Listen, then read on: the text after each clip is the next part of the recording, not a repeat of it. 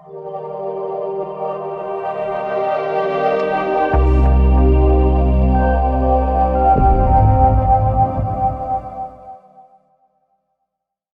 everyone, and welcome to episode 54 of SAMA. SAMA is a program where we invite an expert to talk about their area of expertise. Now this week we are delighted to welcome back with us Dr. William Wong. He was before talking about inflammation and chronic diseases. Today we're talking about Parkinson's, uterine fibroids, chronic fatigue and sexual health.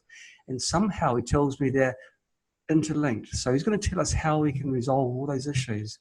Now, Dr. William Wong, he is a Texas Complementary and Alternative Medical Association professional member and World Sports Medicine Hall of Fame member.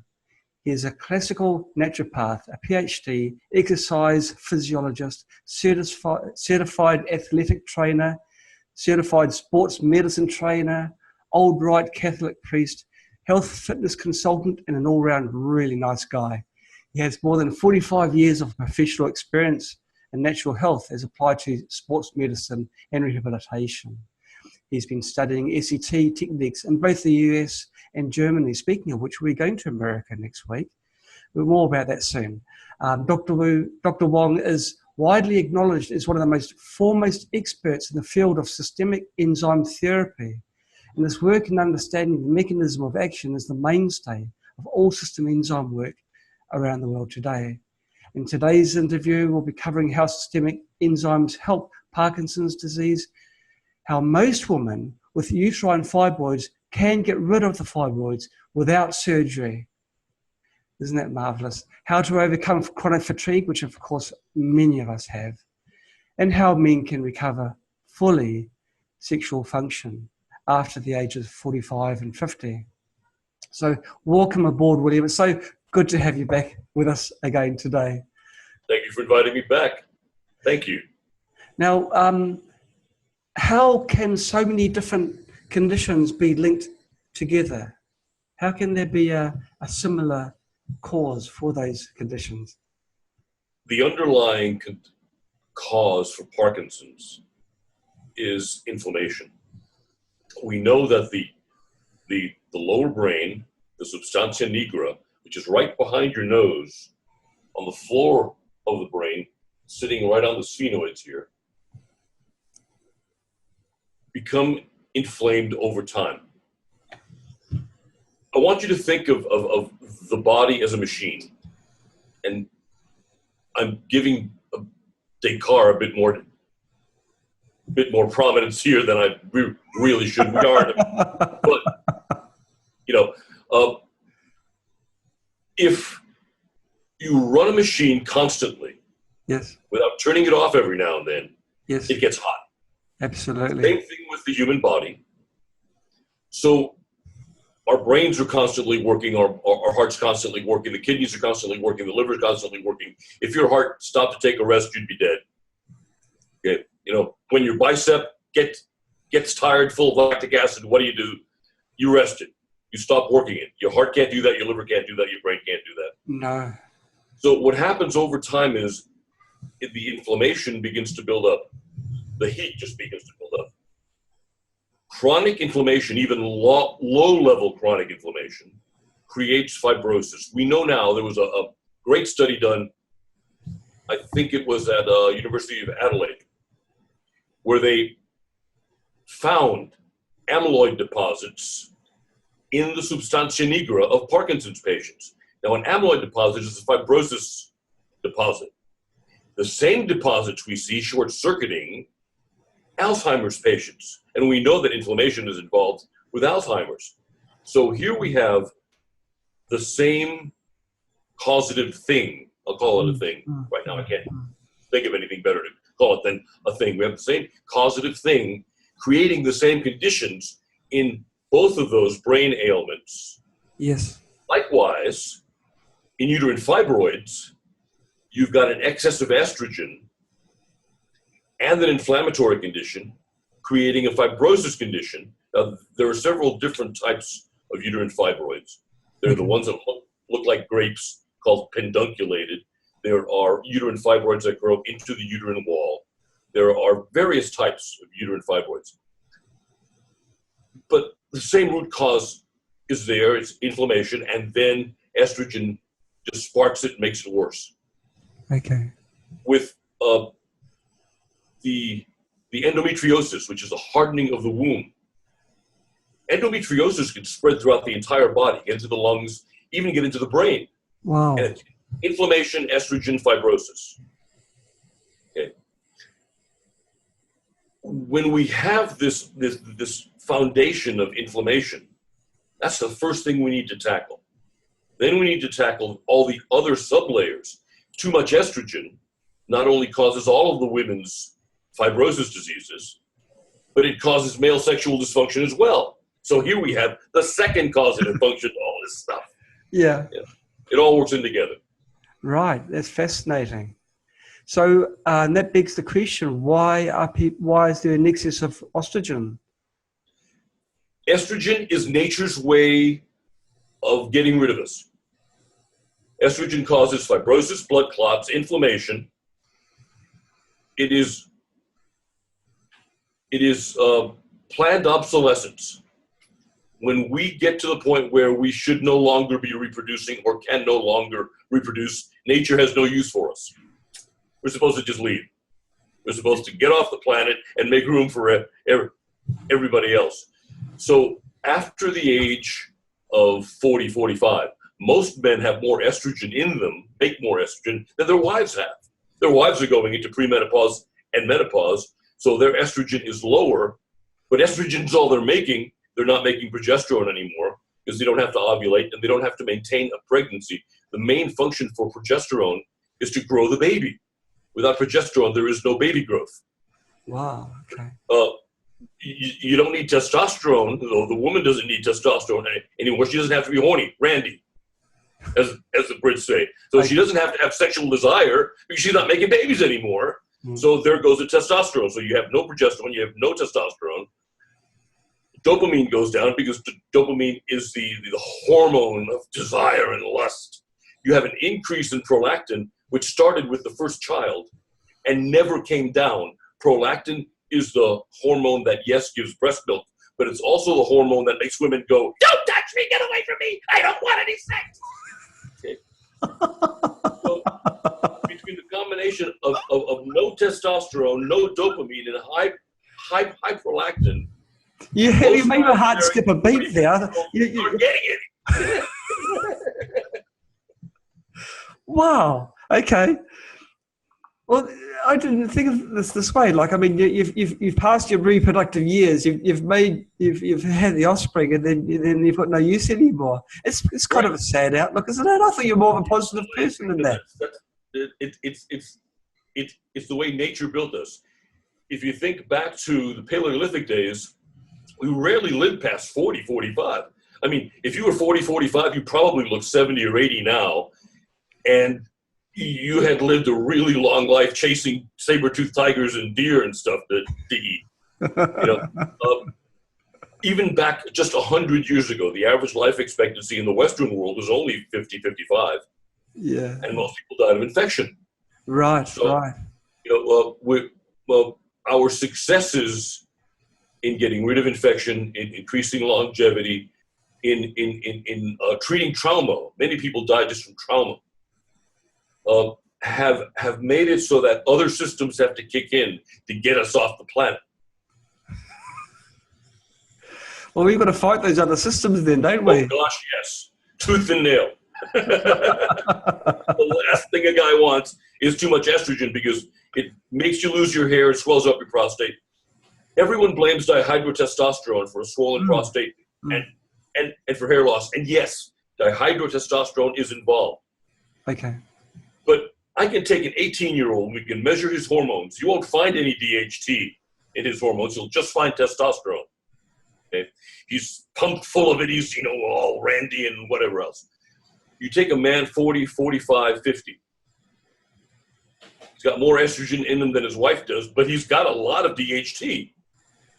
He's not a poster boy for beach boy muscles. He's got a pot belly by then. His legs are getting skinny and scrawny. He's, his sexual abilities, on the wane. Doesn't wake up with morning wood anymore. The way, matter of fact, we make 70% of our hormones between 2 and 4 a.m.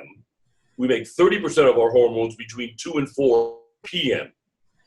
When a man no longer wakes up with a morning erection, he's stopped making testosterone, the major portion of testosterone. If you're not thinking sexy thoughts sometime after lunch, then you're not getting your second release of testosterone, which means your testosterone levels are really low. Yeah. Okay. Well, this is one of those little curves we do quite often in our conversations. Actually, last time maybe we talked about saber-tooth tigers as well being chased. Now, we did. So let's think. So what can we do to sort of balance hormone levels? What is the ideal? Is it better then to remove the excess estrogen somehow? Is this? Well, we have to keep ourselves from making it. Yes. There are herbal ways of doing that, which Chinese are very good at.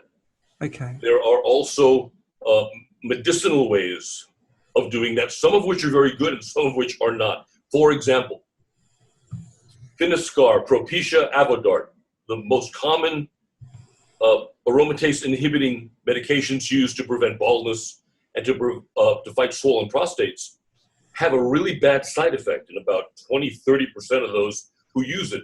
Only 30%. It permanently kills sexual function for the rest of your life. You can stop taking the drug and your pecker will still never work again. Ever. Except to pass water. Okay, this is, can you give the name of that drug again? So Avodart, Finiscar, Propecia. And there are sub-names. There are different names, generically. Okay. For those. But the only safe aromatase inhibiting drug, the only safe one is, oh gosh, having a senior moment. Hold on a second. Anastrozole. Okay. Anastrozole. That's the generic name. So it has no side effects. The matter of fact, it's hardly anyone has any side effects on anastrozole.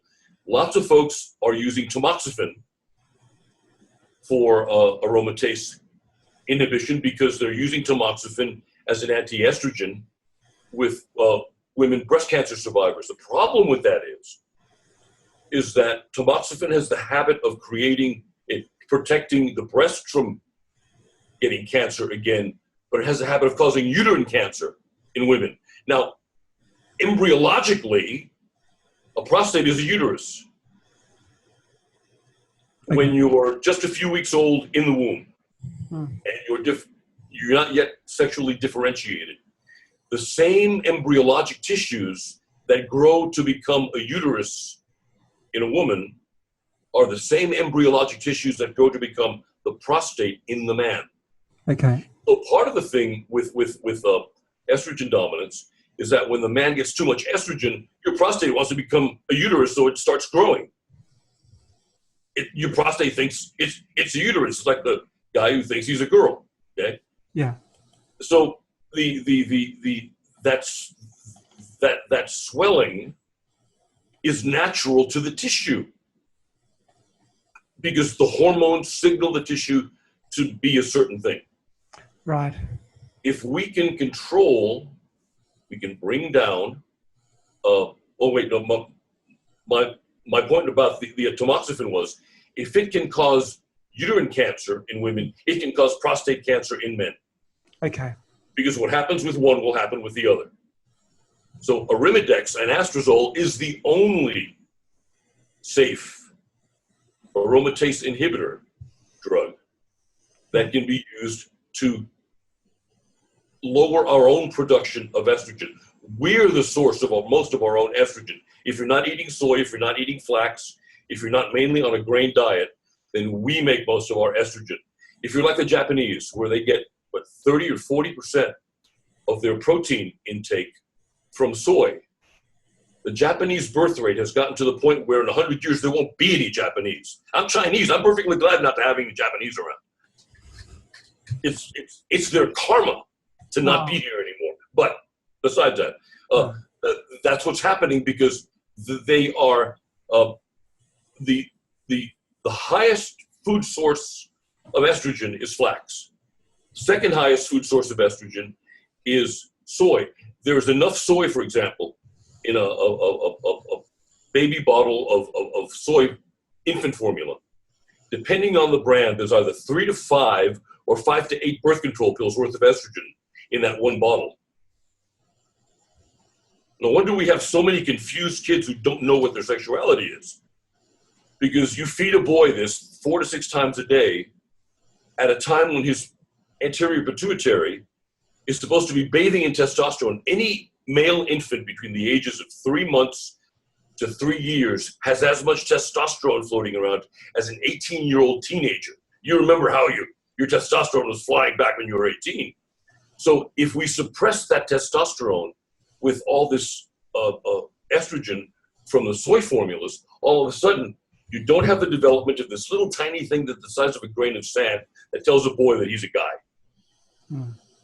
Dr. Lyndon Smith, who was a world-famous pediatrician, had a gay son who died of HIV, and he wanted to find out if there was something particular to gay men that caused them to be gay. He did autopsies on 3,000 gay men, and the only difference he found was that they were lacking that little tiny grain of sand part of the anterior pituitary that told the guy that he's a guy. And in the main, most of those men had been soy-fed infants. Soy formula started here in the States back in '73. The first wave of HIV victims happened between the mid to late 80s going into the 90s. And that's when Dr. Smith did most of his work. But again, to control estrogen, we need to control our own making and control our dietary intake of it. Of the herbs that control estrogen, like stinging nettles, pygeum, there are a few others I'm going to not remember right now.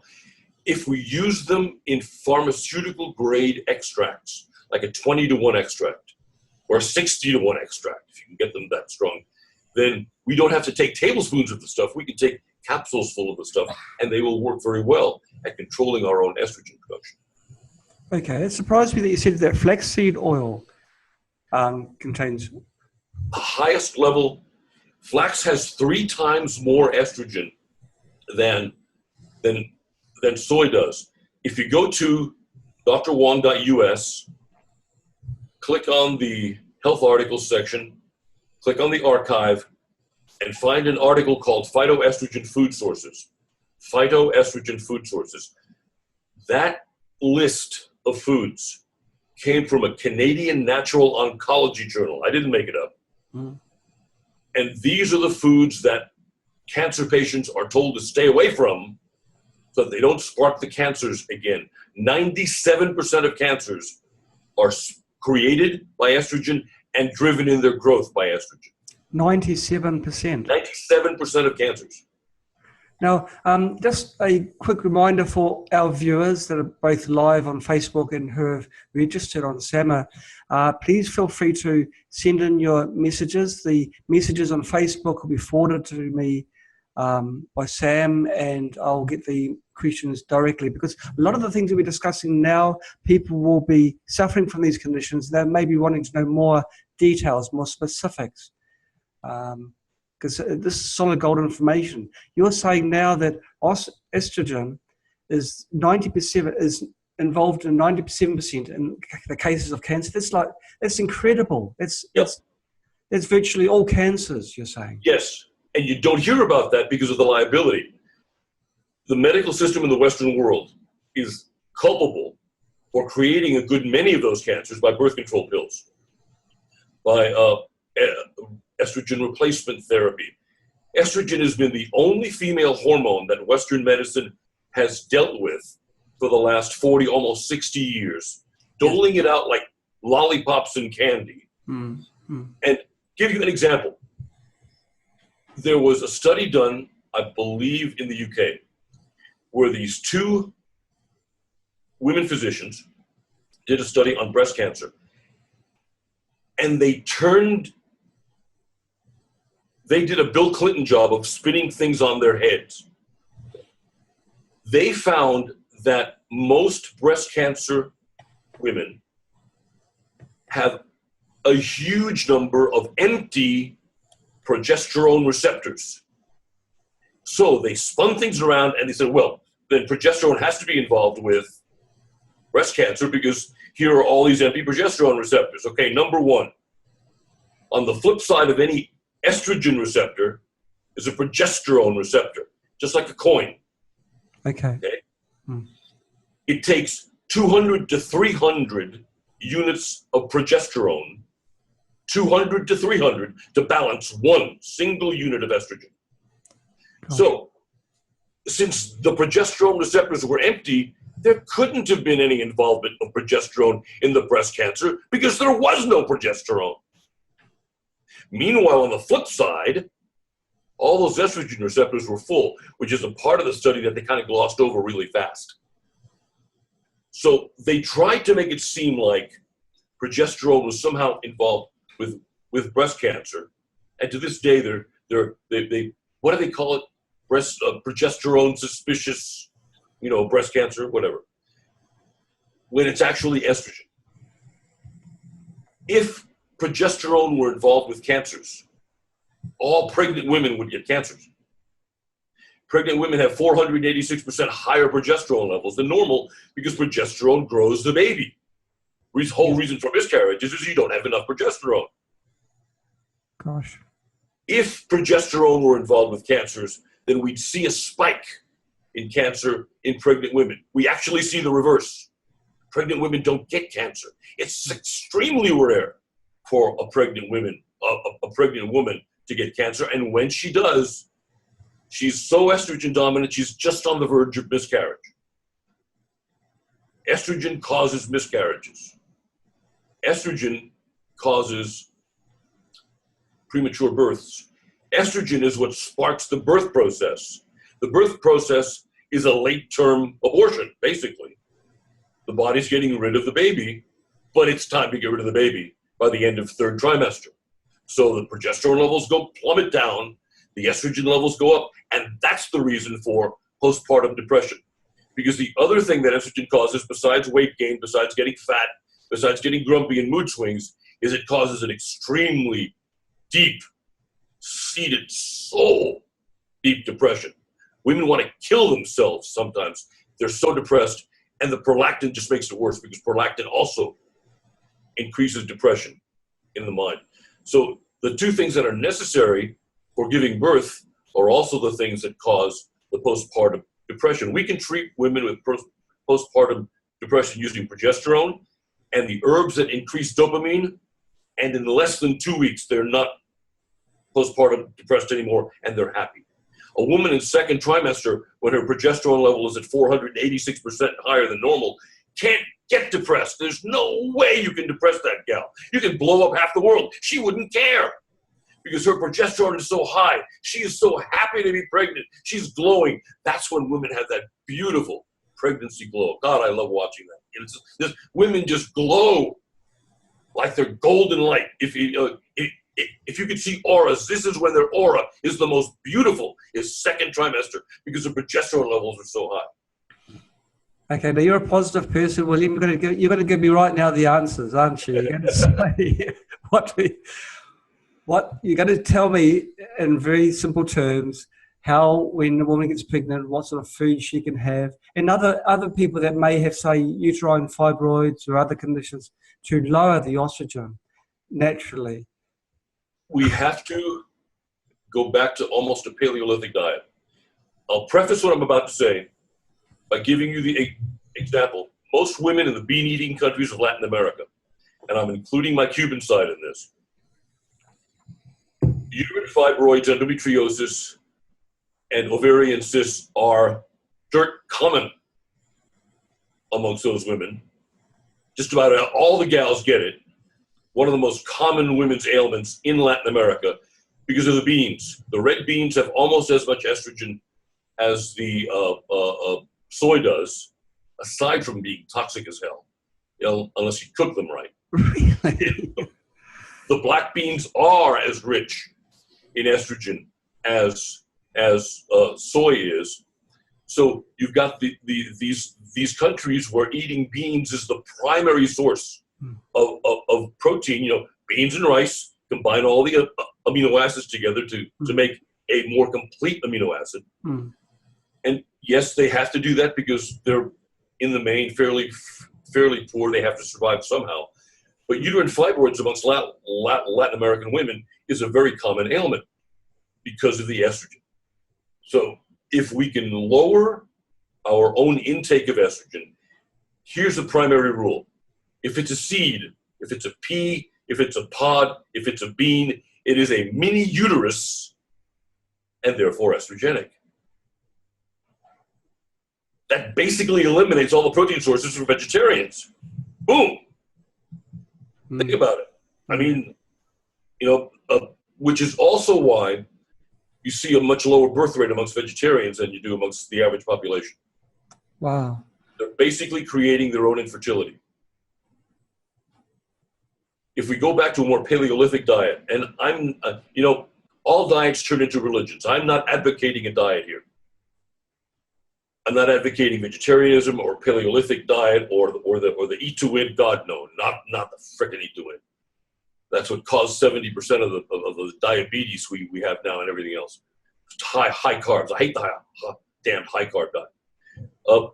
I'm not advocating diets because they all turn into religions, and their adherents become these zealotous, you know, religious workers. Our diet is perfect. I'd love to put all the different types of vegetarians together in a room and let them fight it out. They'll kill each other. You know, my guru says this, and my teacher says that. And all right, I'll go have my hamburger. You know, my idea of a salad is a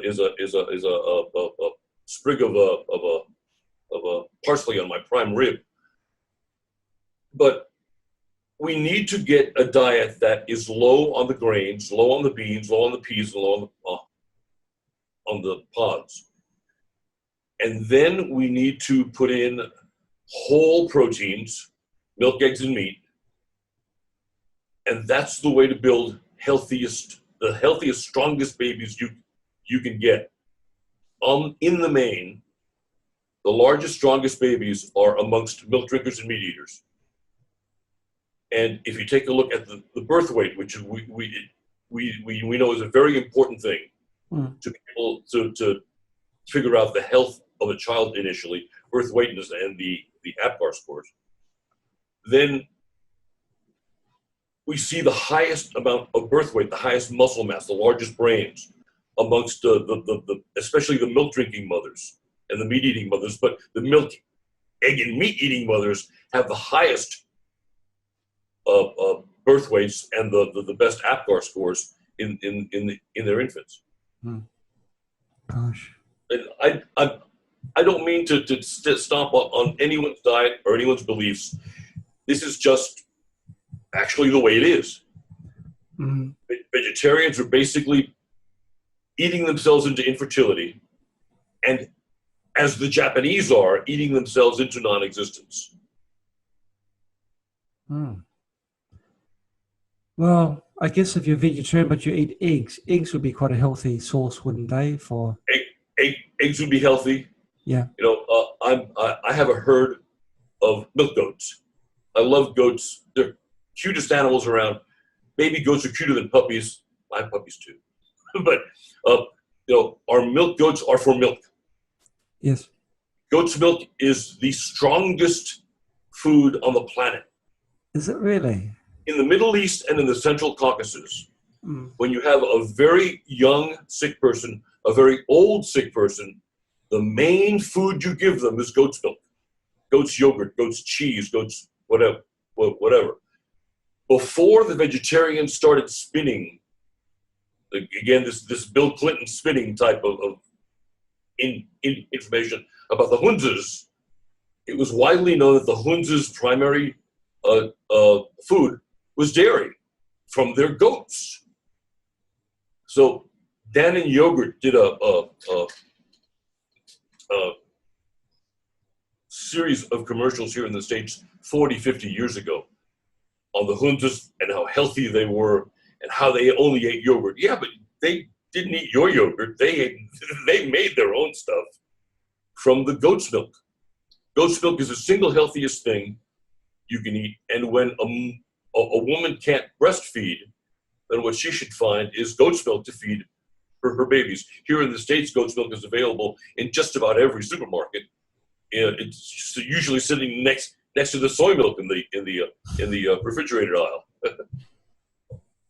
Gosh, okay, wow.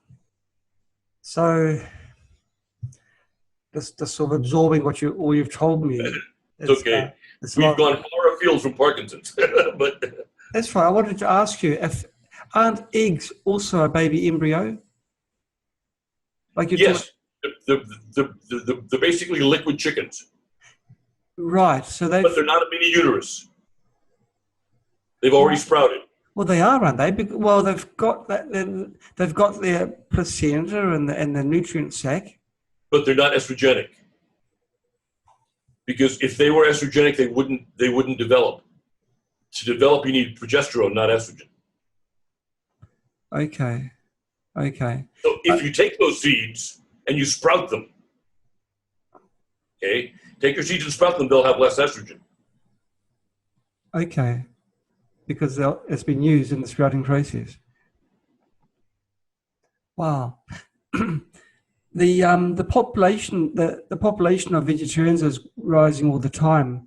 Quite often the reason behind them turning to vegetarian is because they, not so much the health side, but they don't want to take a life, and this is the life of an animal.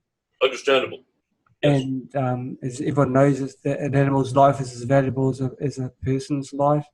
So what would the answer be if you were in that awkward position? Milk and eggs. Milk and eggs. Milk and eggs.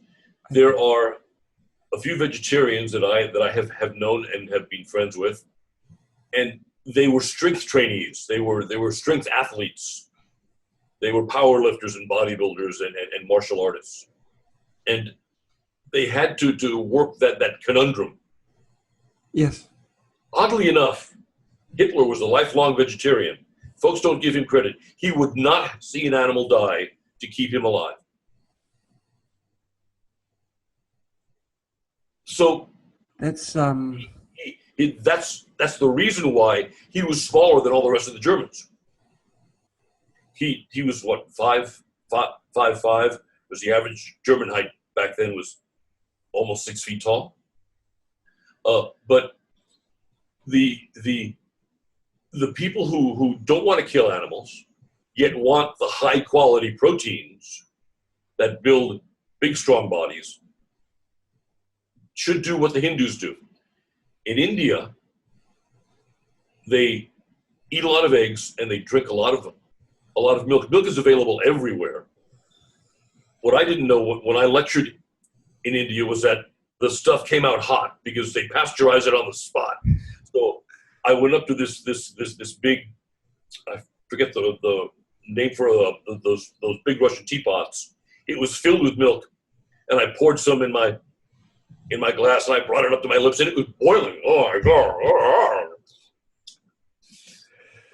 But they make batters with the eggs and with the milk, and they put it over things that look like, to my mind, tortillas. the only thing I can compare it to is a Mexican tortilla, and there's a name for that. In their many of their recipes, they combine eggs and milk together in a kind of a sauce to put over whatever else you're eating, and that's how they get around the not eating the meat. They do have their very high sources of the very high level sources of proteins and nutrients. I've had a question come in from Charlotte. Colette. Colette is, she's wondering about Parkinson's disease.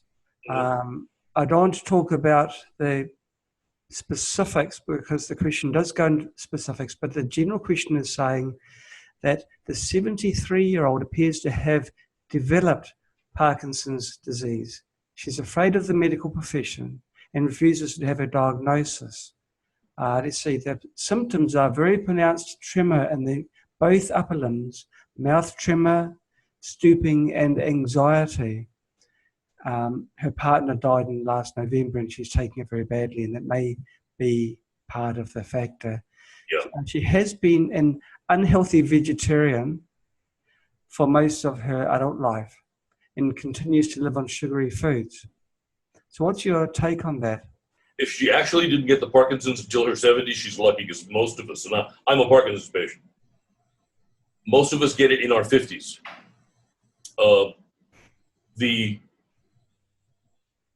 While we can work naturally to reduce the inflammation and eat away at the amyloid deposits, which are making the disease worse, there is still the death of the substantia nigra, the little black cells that help us to make dopamine that connects our brains to our bodies. That cannot be compensated for via natural medicine. We can take mucana purpurans for a while as a source of dopamine, as an external, exogenous source of dopamine, and that will help for the very early stages. There comes a point where we need to have medication. Now, luckily for us, most of the Parkinson's medications like saligoline, and bromocriptine are wonderful anti-aging and brain-boosting meds. You can read about these in any book on brain boosting. I think Dr. Ward Dean co-authored a really good book on brain boosting that I can't remember the name of now, but he talks about how good saligoline is. Saligoline will keep you alive longer. It'll lengthens lifespan. It improves cognition. Does all sorts of wonderful things. Likewise with bromocriptine. Then we get to the point where we have to shift away from the saligoline and the bromocriptine type medications and actually administer the dopamine that the brain is no longer making. Because if not, the patient just stumbles and falls or can't eat. Okay? Wow. I will preface what I'm about to say by saying that I was diagnosed in 1999 with a slight tremor in the right upper extremity. By now, I should be dead. What has slowed down the process has been the taking in of the systemic enzymes, which has lowered the inflammation, eaten away at the amyloid deposits.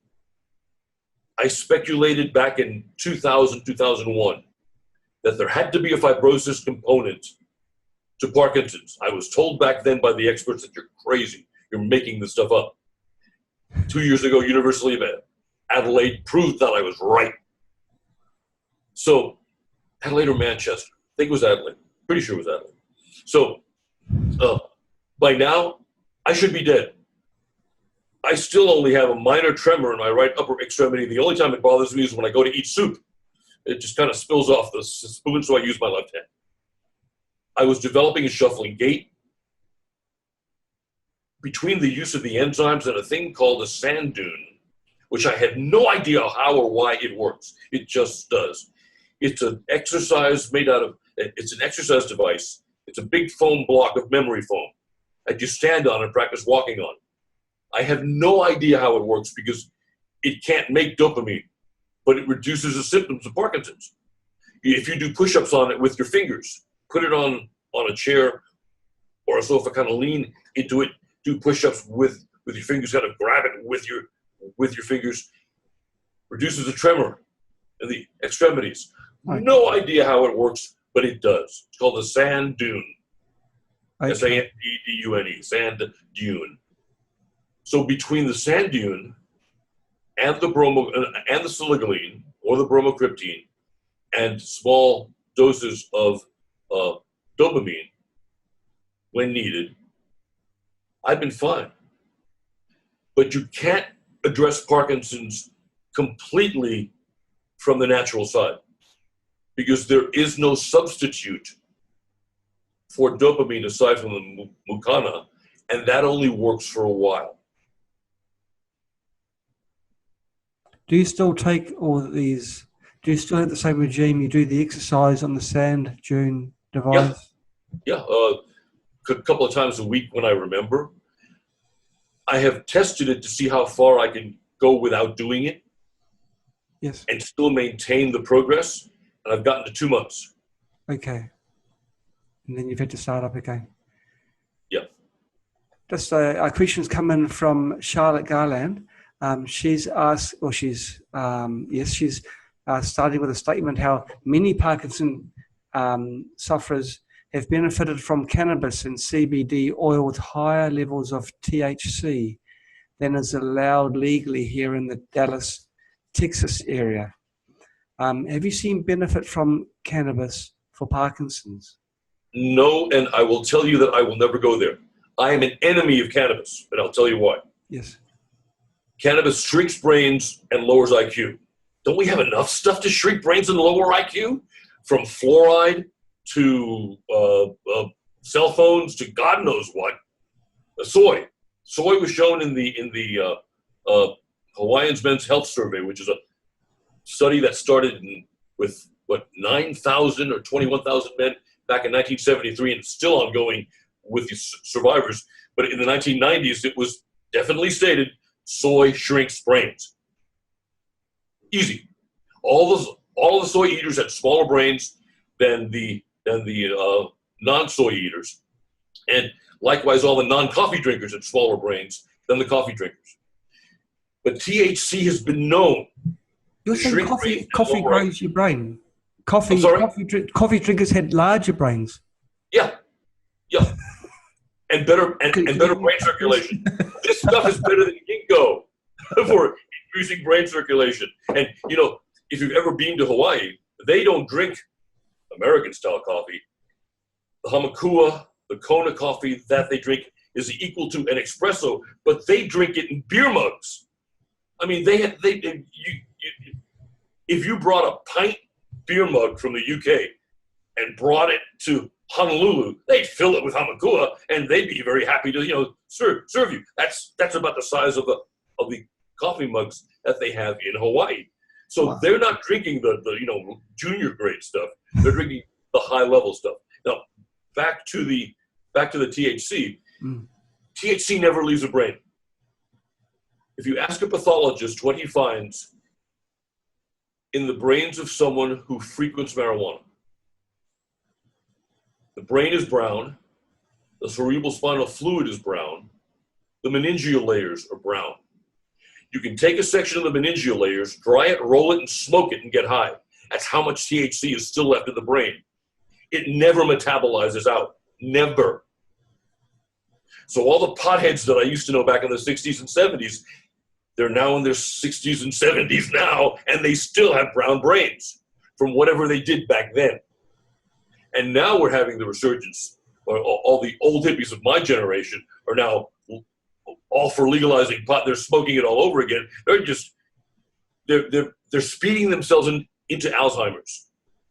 There's a new study that purported to show that THC ate away the amyloid deposits that cause Alzheimer's. Crock of horseshit, because there's nothing in THC that is enzymatic. THC is not an enzyme. THC can have no enzymatic action. It takes an enzyme to eat a protein. So a lot of the studies that we're seeing, the pro-pot movement is supposed to be a grassroots movement. It's actually a corporate movement, which is one of the reasons why I'm so against it, because we have the corporations now who want, like Seagram's. Seagram's has 21 different patents and trademarks on marijuana, cigarettes, and pot this and pot that. Then you've got all of the states and the local communities who want to tax the hell out of it, because that's the way that they will make extra income. Like Colorado. Colorado is now swimming in tax money from all the old California hippies who moved there who are now smoking pot again. So you've got the governments and you've got the corporations together. That's called fascism. And they're making believe like they're a grassroots movement. And all this junk science is coming out, purporting to show that marijuana cures asthma. Marijuana will cure cancer. Marijuana cures Alzheimer's. Crock of horseshit. And as soon as it's legalized everywhere in the States, you'll see all those studies disappear. Oh, we were mistaken. We're sorry. But now pot's legal, so it doesn't matter. They're going to smile at you and rake in the tax money and rake in the profits. Gosh. Well, I do know some people that do take cannabis oil for treating pain as well, I think it is. And works very well, especially on cancer patients. yes. I wish that pot would have been legal in Arizona while my dad was dying. My dad died of prostate cancer, which had gone everywhere. And it would have been great to get him on some cannabis oil, give him a few reefers. But he was at the end of his life. I didn't have to worry about brain shrinkage with him. No. Like I didn't have to worry about him getting hooked on opiates. He was a goner. So, you know, there comes a point where you've got very few options. You use the best ones medicinally in a very wise manner. But most of the people smoking marijuana now are not the kids. The kids don't want to smoke pot. And in Colorado, it's the teenagers who don't want to touch it. It's the old guys like me who are smoking it all. Hey, man, I'm a teenager again. Yep. You know, so we've got this patient population that's already going into mental and cognitive decline, whose brains are already shrinking. Why make it worse? Okay, so people who, Carmela Walker is asking, what about whole hemp seed oil and products made from whole hemp seed oil? Don't know enough about it to say. Okay. If people are taking the CBD, will their cognitive function diminish? One would assume so, wouldn't they? I believe they will, yes. Over time, they'll also have their personalities change. One of the things that happens with THC is something called toxic psychosis. The best example was a fellow that I used to know back in South Carolina. He was a martial artist, very gifted martial artist. Yes. Smoked 21 joints a day. He smoked as many joints as other guys smoked cigarettes. He had a line into the best pot in Spartanburg County. And I only saw his true personality once, when his wife had gotten on him, and for a week he hadn't smoked a single one, and he was going crazy. But that was his true personality. I only saw it once, and then I never saw it again. So in 7 years of knowing this fellow, I only saw his real self once. I noticed that my generation was really big on pot smoking. Everybody smoked pot, everywhere. I'll tell you a story of how I was introduced to pot in a second. But when you go into toxic psychosis and your personality changes, the folks around you can tell that you're different, but you have no clue. You don't realize. You know, you go off and you audition for a pornographic movie or something. You know, when you're an altar boy, I mean, you would have never done that. But now it's almost like you're possessed with an entirely different personality. And that's one of the dangers from THC that no one speaks to, is toxic psychosis. So think of all those old hippies in Colorado. They burned half their brains out when they were young hippies.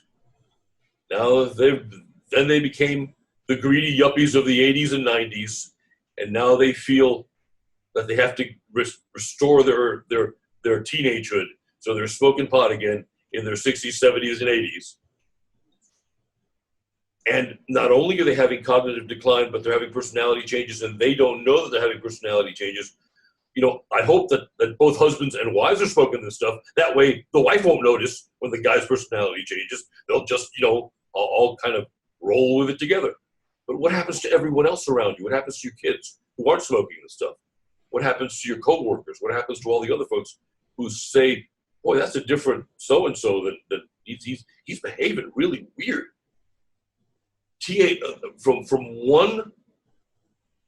Those who go into toxic psychosis, and it's an allergic reaction, an allergic inflammatory reaction in the brain.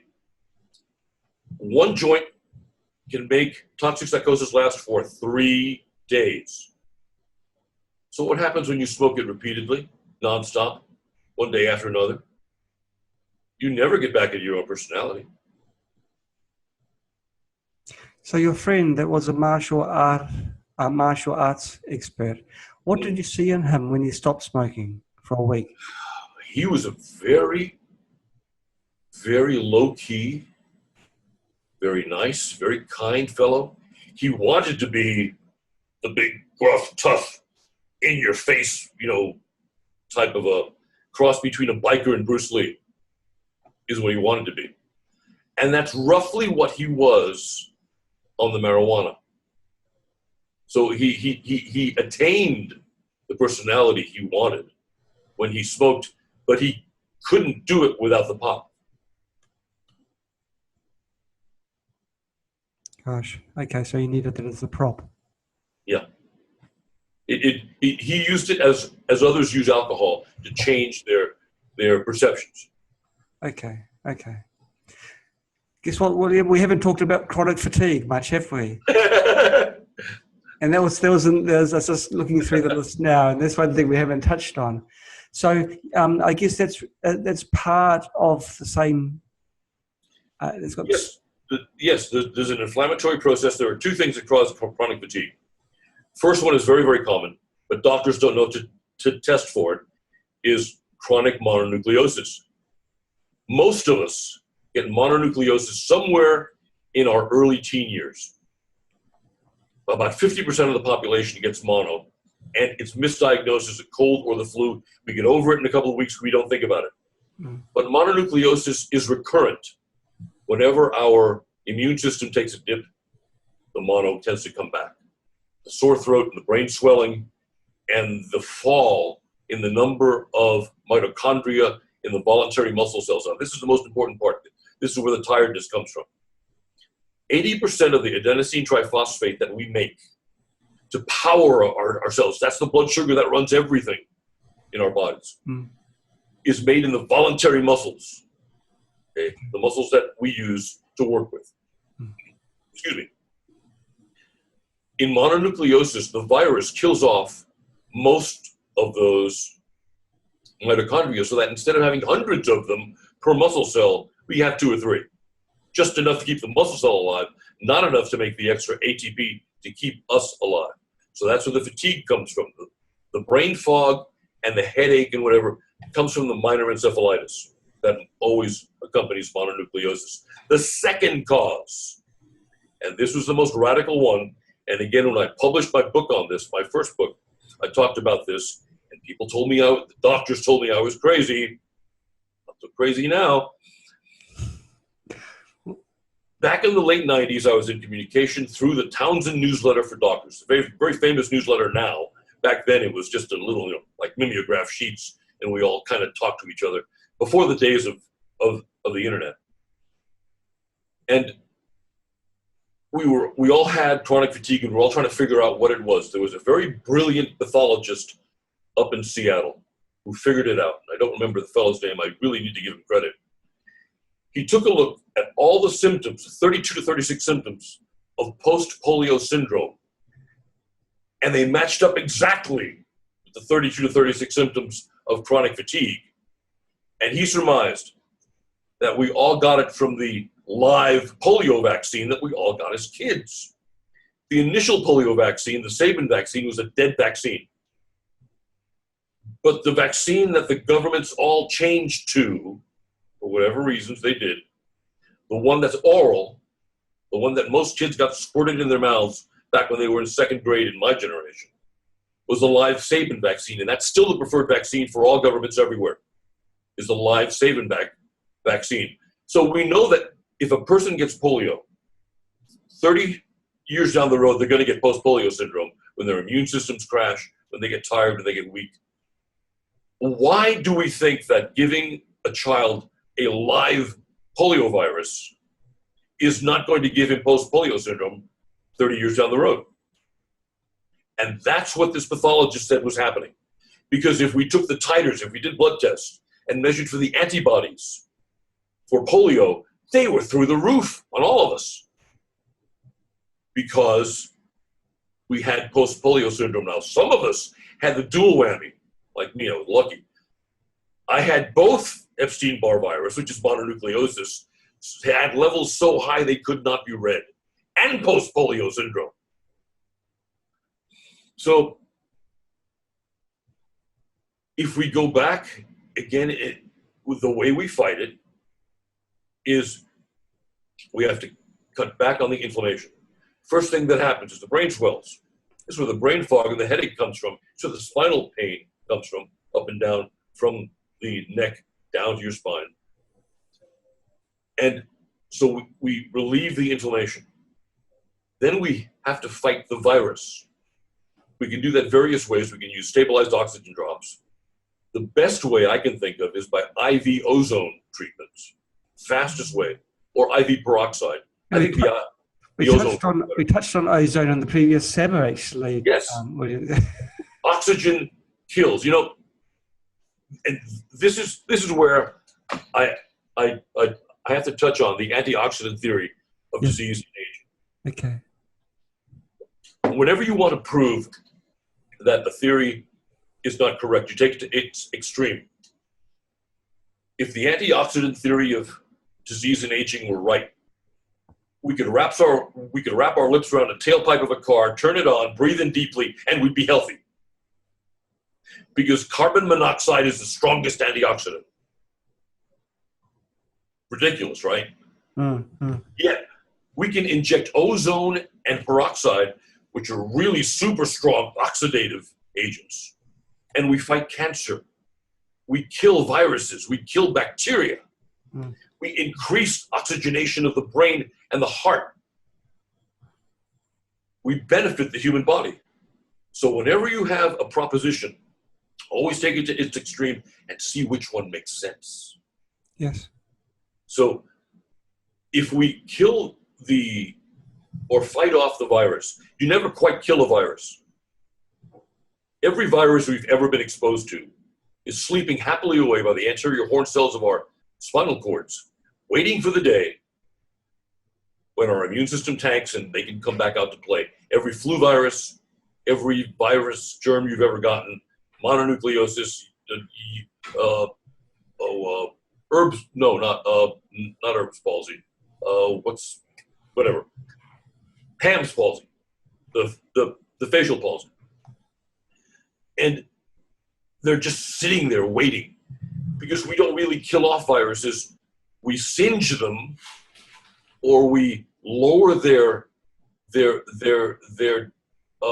taking over of our virus. A virus conquers us by latching onto our DNA and replicating itself. The second a virus latches onto our DNA, that DNA is no longer ours. It's theirs. Imagine an hourglass. If most of the sand belonged to the virus, you're dead. Because there's very little sand left for you. Okay? So if we lower our viral rate by putting in enzymes to eat away at this foreign body called, this foreign protein body called a virus, and then we put in the oxygen either through IV ozone, IV peroxide, or stabilized oxygen drops that we can put in our drinks and eat, then we singe the viruses, which means we've somehow damaged their exterior protein coating so they can't latch onto our DNA. They can't replicate. They begin to die off, and our viral load goes down. We've done this with HIV patients. We've done this with all manner of viral diseases, and it works. So you've got an ozone machine yourself, do you? Two of them, actually, yes. Yes, one of them comes from China. That's good. Incidentally, I guess. Now, Joe Strothman has asked a question. The question, I think she asked it a little bit earlier on. She was asking, is this only the THC, or are there other cannabinoids that have the same effects? I'm not sure what she's... Don't know enough about it to say. Okay. If you go on Amazon, look for a book by Dr. Nihas or Nihans. I think the fellow was an American Egyptian, so it might be Nihas or Lebanese. called Marijuana, the Deceptive Weed. It was published in 1973, but to this date, it is still the most authoritative look by an MD, PhD pharmacologist on the effects of marijuana. And you'll find stuff in there that no one talks about now anymore. Things that need to be talked about. Now, Charlotte Garland has asked a question. Charlotte, I won't mention who. It is this person that you know. The person that Charlotte knows has had a traumatic brain injury and whiplashed neck that has caused this person disequilibrium. Is now going on permanent disability. Their brain feels like it is always looking for balance. Like it's in jello. The doctors cannot pinpoint how to help this person. They found B12 to be very beneficial, but are now at a standstill. And this person believes that the B12 has helped the inflammation, but is there anything that you can suggest? If the B12 has helped, it's the oxygen, the extra oxygen that the B12 has supplied. And what we've seen with the traumatic brain injuries coming from the Iraq-Afghan war is that if you treat them with the hyperbarometric oxygen therapy, where you lock them into the same thing that the divers use. Oh, the baro. I don't know the term either, but I've noticed in your moment, sorry.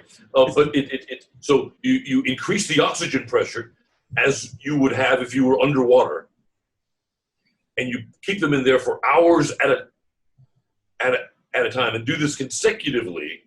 It greatly improves balance. It greatly improves cognition. It takes the fuzziness and the fogginess out of the thinking, and over the course of months or even years, it cures the condition.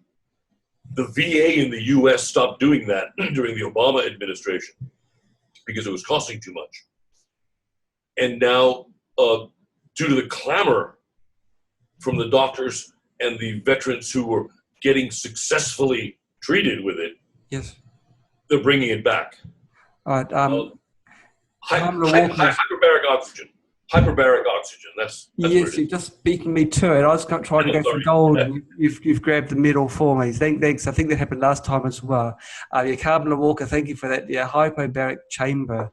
Yes. Now, is it important to have the whole body in this low pressure, or can you have a mask perhaps? That I don't know. I don't know if you can infuse enough oxygen, because the idea is to increase the atmospheric pressure to the point where you're basically forcing the oxygen into the cells. Okay. And you're in a very oxygen pure environment. Give you an example of what an oxygen pure environment can do. I was on a plane from Amsterdam to Mumbai for 10 hours. The fellow across the aisle and one seat back from me sneezed and coughed the entire 10 hours of that flight. I had to give 7 or 8 lectures to physicians in India over the course of 2 weeks, and I caught bronchitis. And I had that case of bronchitis from the 29th of August till the 10th of December. The only thing that got rid of it, I'd gone through every natural thing I could think of, 3 courses of antibiotics, IV ozone. I had not done the IV ozone yet. I had to give another lecture at the Paris Hotel in Las Vegas. Now, the Paris is different from all the other hotels. If you've ever been there, there's no smoke in the casino. They pump in oxygen to the entire hotel because they figured out that if your brain is sharper, you gamble better, you spend more money. You spend more times at the gambling table if your brain is sharper than if you've got this cloud of cigarette smoke around you, and you start working out. So I gave a lecture. I stayed there for 3 days, plus I got IV ozone therapy at the same time.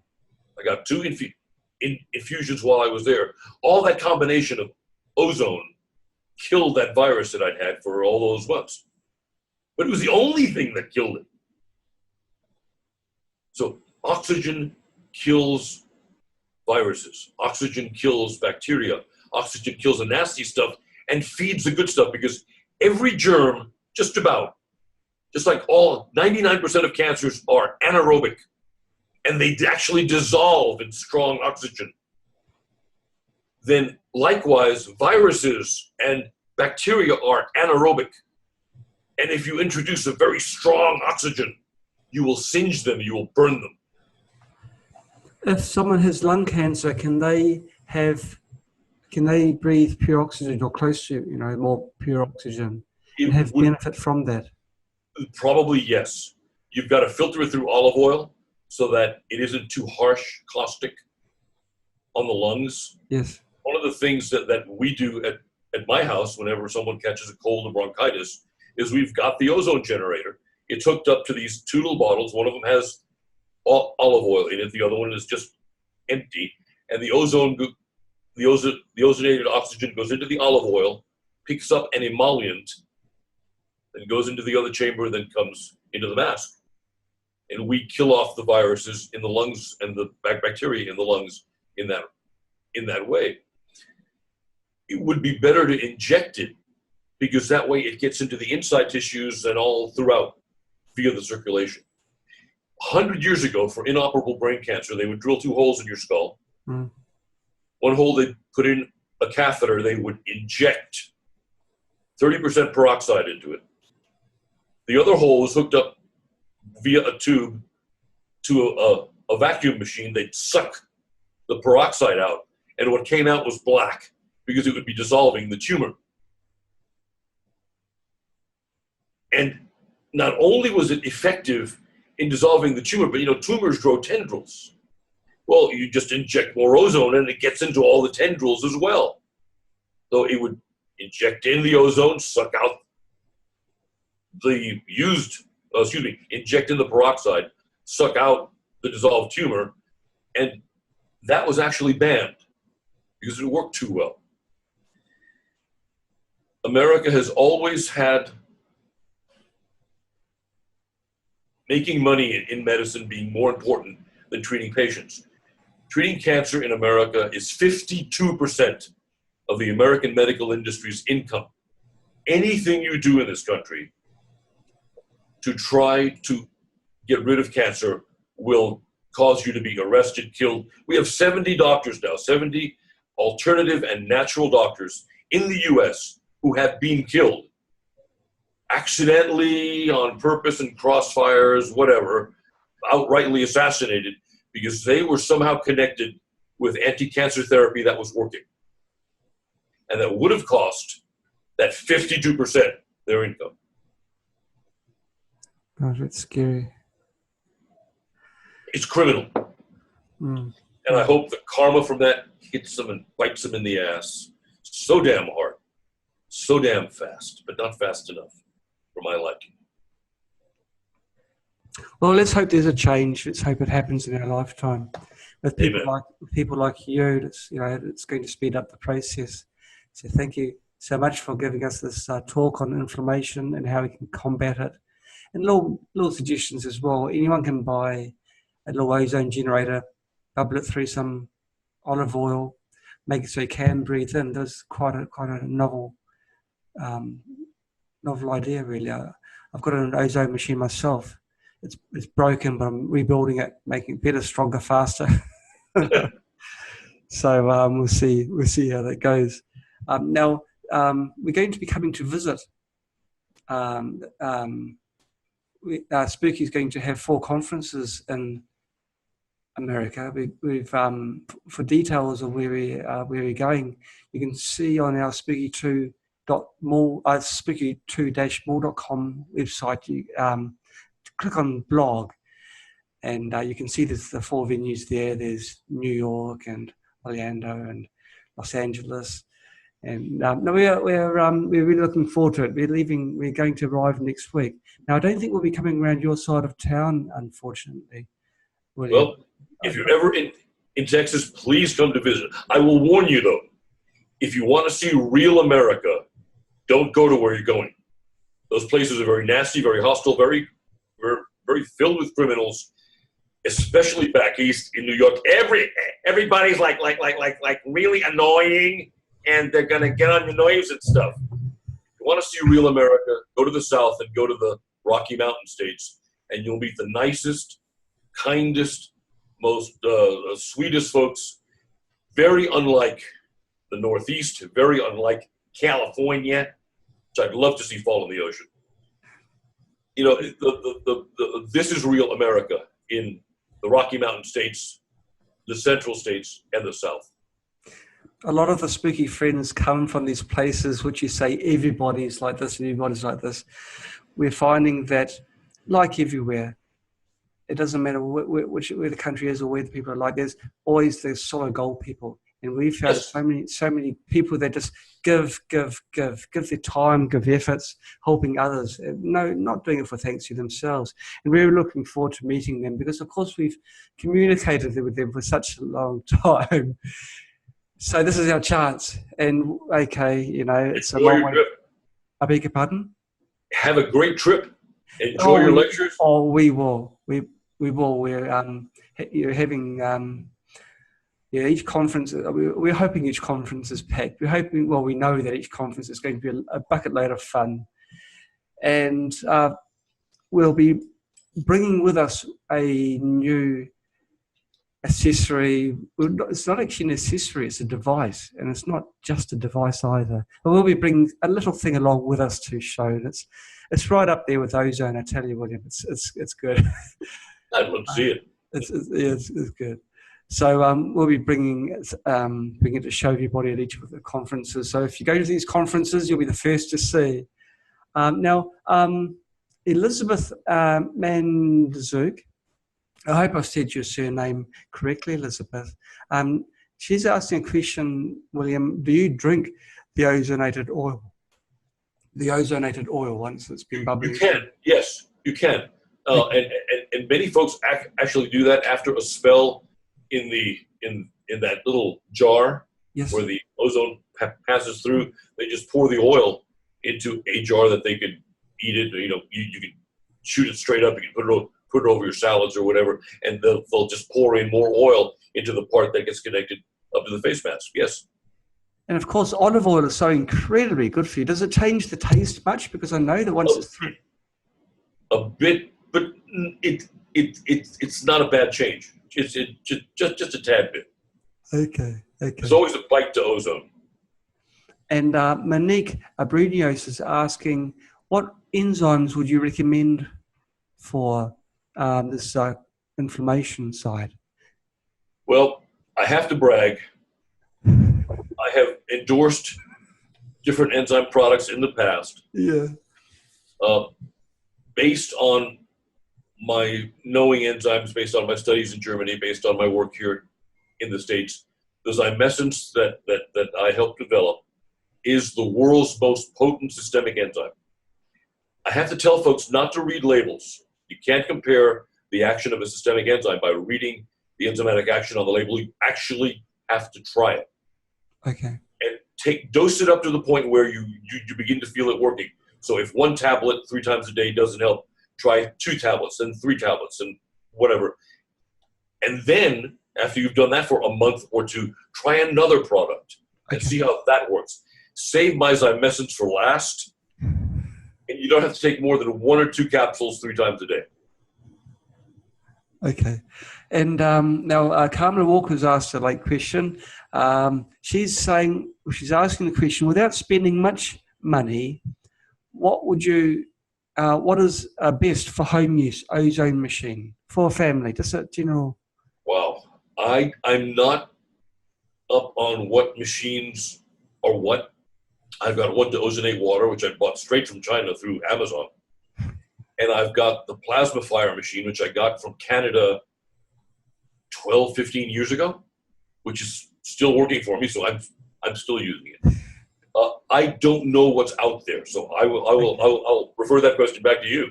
Okay, well, the one I bought was, yes, that was made in China. It did break, and I'm busy rebuilding it. I'm adding every component I'm putting in, I'm making it about 4 times larger than it's supposed to. And it's got a little stainless steel ozone tube. It's got a plasma tube inside there, which actually creates the plasma, which creates the ozone.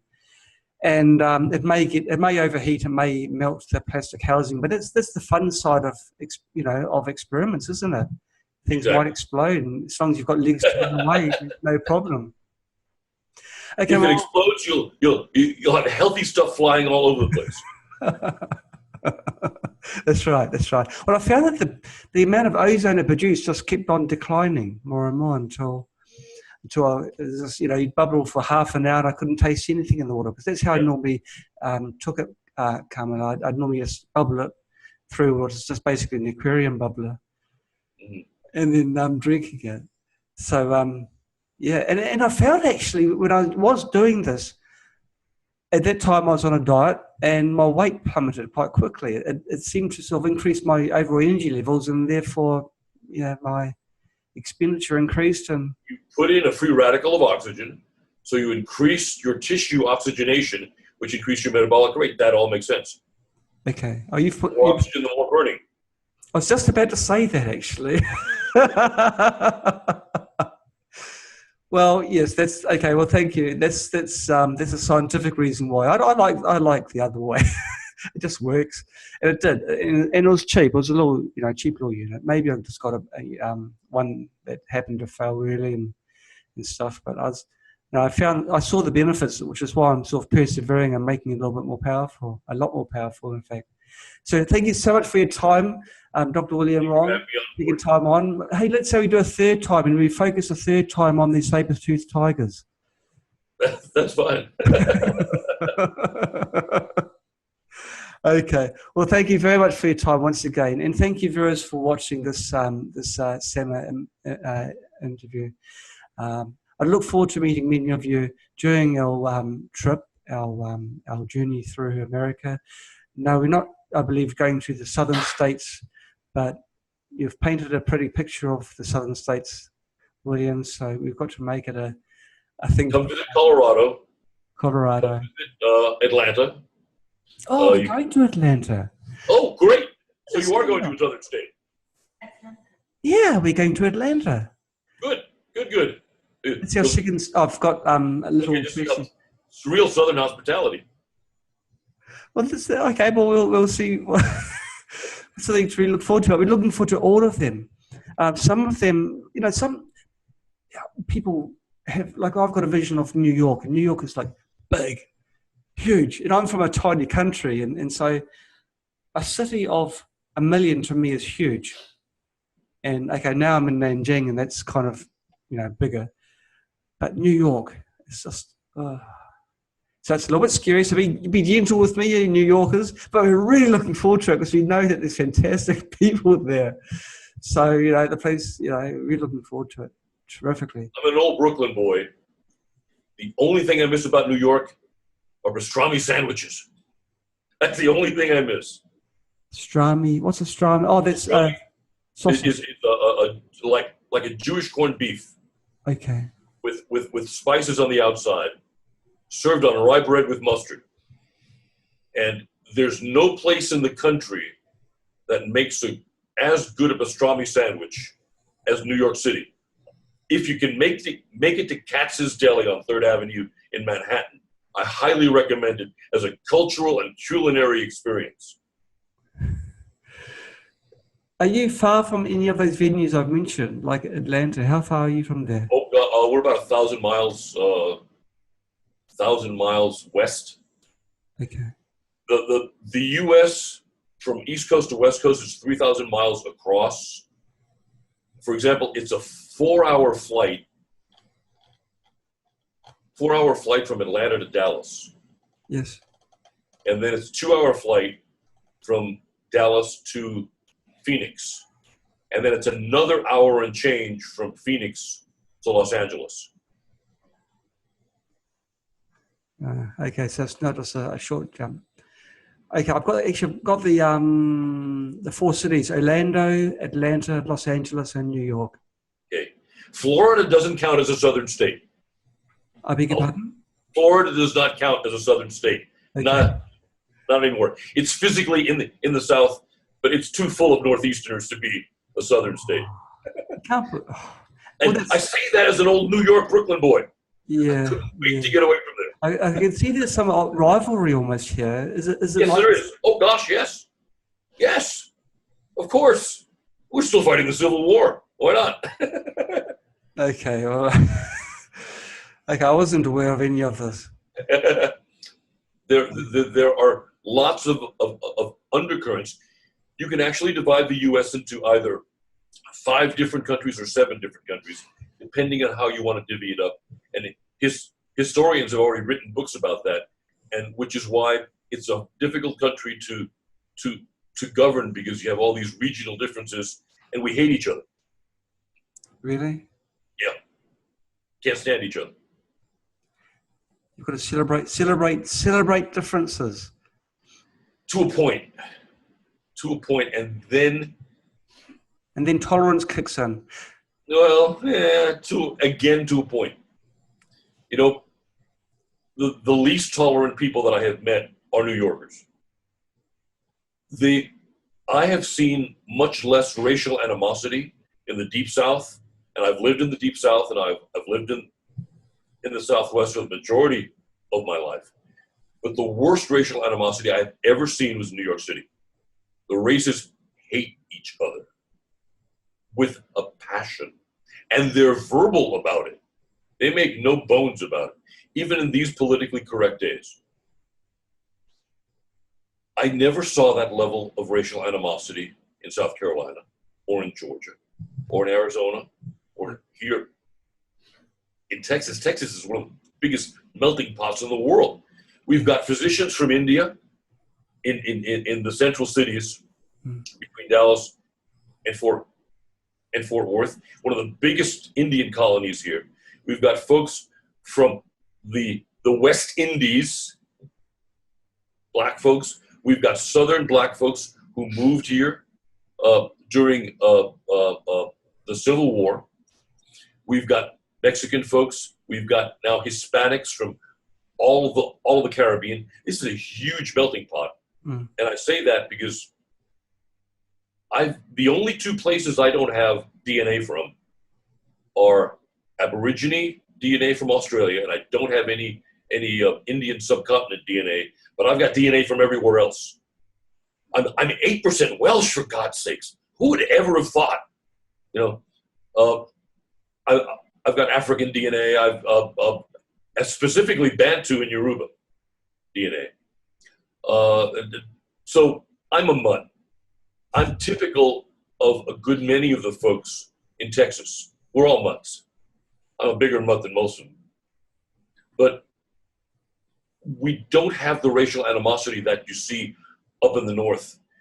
The North is always complaining about the South being racially motivated, not anywhere near as much as the North. If you think back to West Side Story, it was written back in the 60s. It was about a white Italian-Irish gang versus a Puerto Rican gang. It's only gotten worse since then. Gosh. Hey, do you do deals? I'm sorry? Do you do deals? Deals? I got to make you an offer you can't refuse. Oh. I don't have any Italian DNA, I don't think. I've got Southern European DNA. But okay, we'll see. I'll swing it your way. Charlotte Garland, she's a woman I've never met who I will be meeting in Atlanta. She's been supporting me in virtually all of these seminars. She's the one that sort of says the video is good and the sound's good and gives me questions and keeps things flowing. Now, she lives in Dallas. She's actually your neighbor. Oh, wonderful. If you tap on the window, she'll hear you and tap back. She's standing at your door now. Now, she is... Oh, hey. Mineral Wells is about 90 miles west of Dallas. She's saying, this is what she says. This is typical of many of the spooky people. She's explaining it's 2.5 hours from Dallas to Atlanta. That'll be from plane or very fast running, I suppose. But they are driving from Dallas to Atlanta. It's taking 12 hours, which, is quite a long way. And then she says, he, which it's not going to be me, is it, William, when you think about it? You can come with us. So, my spinal stenosis won't let me. I can't sit for that long. Okay. That's She's got a back seat so you can lie down. No, thank you. Well, look, that's there. Well, you know where we are, and I'll tell you when it is. Atlanta is on June the 19th, okay? And so I'll be looking for Dr. William Wong, and if you are there, I tell you what, I'll pull out all the stops. I'll buy you a mug of coffee. How's that? Black, strong. Catch a ride and come back with her. Sorry? Catch a ride and come back with her. We'd love to. Let's work it the opposite way. Well, she's this, she's the sort of person you don't want to spend a lot of time with. She is really, really nice. And, right, she's saying that she was just in Mineral Wells a couple of weeks ago. And they're in Plano, right next to Dallas. Plano, yes. Okay. And look, she's saying, she says, our door is open to you, John. So this is the generous nature of these beautiful people. They live in Dallas and live in Los Angeles, Orlando, New York, and basically every other city in the world. You know, amongst anywhere, there's fantastic people. We're going to meet them. We went on a European tour. Gosh, it was almost a year ago now. Amazing. Italy, Spain, France. It's like all these things, you know, when you have these preconceptions of these countries and you go there, and it's like that, but 1,000 times better. And when I was going through Italy, and I was looking, I got overwhelmed looking through the architecture, the art, the culture, everything. I truly got overwhelmed. And then we had the spooky family looking after us. And that overwhelmed us too, the hospitality. Just so generous, so... And so, yeah, we're doing it again. We're doing it to America, and then we'll be going somewhere else after that, and goodness knows where that's going to be. Hey, I want to go to South Africa because you've got Trevor down there, and he got a little bit unhappy that we're not going to see him this time around. Trevor's he's a spooky family member who's been very close to us. So we've got a good many customers in South Africa. You say that we're customers. They're not customers. They're family members. Yeah, I know. Exactly. Customers makes it sound like we're, a big corporation. Yeah. No, we want to meet as many people as we can because we learn from these people. Ideas they have, we apply, and it may be a product. It might be principles. Mindsets.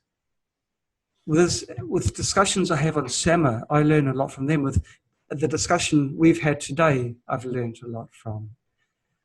And I've got people that are suffering from this chronic inflammation and suffering from the effects this has had on their bodies.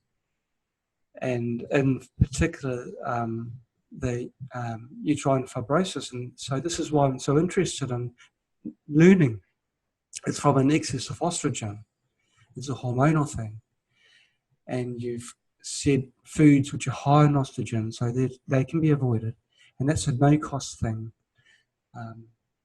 I like solutions where I don't have to go and buy things. I like solutions where I can do things. Or if I do have to buy something, it's something which is very low cost. And something which I've got control over rather than a medicine and a tablet where the other people have got control over. And I like things with zero side effects. Or the side effects is, living a longer, more productive life. I like that kind of side effect. That's got a big plus for too. I've always liked your positive energy. When we... Thank you. It's been kind of hard to maintain, but I do all right. I'm not sure where you keep your walker. It must be out of the view of the camera. It's out of sight, but you can see my cane. Just right back there. Every now and then I tweak myself. I shouldn't be walking. Really? I should have been in a wheelchair years ago. Wow. The spinal stenosis. I have 5, let's see what I can remember, 5 cervical fractures, so 5 neck fractures, an unhealed fracture at the 10th thoracic vertebra, which has crushed and basically exploded the body. That never came back together. I've got 3 lumbar herniated discs, spina bifida occulta, spondylolisthesis, and that's just the stuff I can remember in my spine. Yes. Throw the Parkinsons in from 1999. I'm lucky I'm still lifting weights. I was squatting 475 up until I was 55. That was 8 years ago. 475 pounds. Yeah. Wow. Since then, I've dropped down. I can only squat in the 230s, 270s now. Gosh. But I should technically be in a wheelchair. Yeah. I should not be squatting. I should not be exercising. Yeah. I shouldn't be. I was working with the goats today, tearing down old fencing. Yeah. I shouldn't be doing any of that. Yeah. So it's being the enzymes that have eaten away at the fibrosis of the spinal stenosis that have lowered the inflammation to lower how fast the spinal stenosis grows. Yes. That have kept me up and running, and I credit everything to the enzymes. Yes. Well, that's remarkable. And you're a living testament to this too. You're not just talking the talk. No. I've always hated sales talk, especially in the nutritional industry. There are about 3,000 companies in the U.S. nutritional industry. I have had the unfortunate occasion to meet about 1,000 of the CEOs and head salesmen of those companies at trade shows and whatever, and they're just as nasty a lot as the folks who own the drug companies. They will lie, they will cheat, they will steal, they will create false studies, they will do anything to sell their wares, and most of it's junk. Some of them, Consumer Reports a couple of years ago went through health food store shelves, just bought stuff at random, had them assayed, and one of the products actually had just ground up house plants in it. Not even herbs, not anything else. Ground up old house plants. Gosh. From God knows where. Yeah. FDA doesn't care because nutritional supplements aren't supposed to work, so when they don't work for real, they're happy about it. Makes the drugs look good. So we do get regulated, but only the companies who actually do something, make something that actually work, get regulated. Yes, yes. We usually have yearly inspections by the FDA. In Texas, TDH substitutes for FDA. And they, inspect the plant, and they look at the raw materials, and they do all the stuff. DEA comes in because the same machines that you use to make supplements, you can use to make drugs. So they want to make sure that we're not making any illegal drugs. We are a highly regulated industry, yet there's still so much thievery and so much deception going on in the industry. If you knew the level of it, it would disgust you.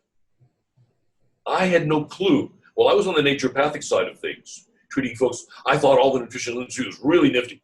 Everyone was really great, working together to make natural supplements to cure man naturally. I couldn't have been any more wrong. Couldn't have been any more. What a naive little twit I was. I couldn't have been any more wrong. Now, you mentioned that you don't like any form of advertising. I've had a question from Elizabeth Manzuk. She's asking, can you just whisper the name of your enzyme product? Zyme Essence. ZYMESSENCE. Zyme Essence. Okay. And only available from us. And by the way, we have been out of stock for the last week. We will start shipping again, I believe, Monday. Okay. And we had a rush that cleaned us out. Is it zymessence.com? You can go to Dr. Wong's Essentials.com. Okay. DRWONGS Essentials.com. Great. Okay. That's yeah. Okay. Well, we got that out. That's good. That's good. Hey, thanks once again. It's really appreciated. Have you covered everything? Thank you for having me on board. Enjoy your trip. Oh, look, we will. We're so excited. really looking forward. We actually planned to go a few months ago, but you know how sometimes things come up at stymie the event. Well, that happened, and so we had to postpone. This time we're definitely going. We've got everything booked, and this doesn't matter what happens now. We're going. So be safe. God bless and enjoy your trip. Thank you so much. Thank you. We will absolutely. And if you are there, I will buy that coffee. Just saying. You know, because life has got a habit of surprise, and maybe you think, oh gosh, I really should. My wife actually has kin about an hour and a half north of that in Spartanburg. Oh. We haven't visited her kin in a while, but I don't think we can get away. We are buried with work. Yes. Thank God. Thank God. Well, it makes it even a bigger deal that you've put time aside for us today to talk about inflammation and the causes. And so, You're very welcome. Thank you. Goodbye.